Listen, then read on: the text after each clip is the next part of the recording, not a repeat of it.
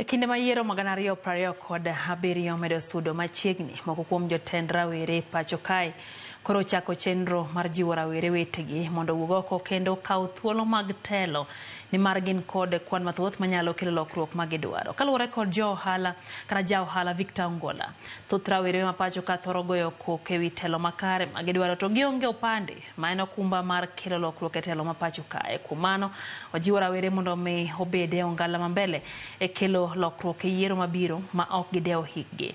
Nowacho magi kar chung'o od bura ma Dhiwa e kinde mane ochiwo ute moger gi riwruok mar Victor Ongola Foundation ne moko kuom mond liete kar chung'o od burano, ma moko kuomgi no oyudo udi manyien kendo ne ginyiso mor margi.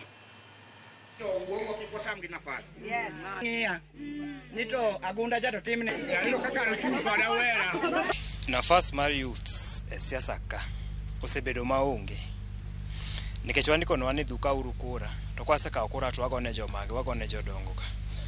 Nyiso ni nafas marwa onge, to wang' ni wawacho ni wan bende nyaka wakaw nafas kendwa owuon moko miwa. 2027 en sa mar youths, to wan kaka youths nyaka wawuog oko wakaw kura, to kendo nyaka wan bende wakaw nafasegi. Doka kata mana ndhipwa ka machiegni ni nje ko tong' lwet ng'ato molwar e lo. Seche mose tong' lweti idwa dhi manyo ne jogi nang'o? Onge. Youth wan kaka jomatindo onego wang'e gima kiny ne konywa kata gima kiny ne kony community.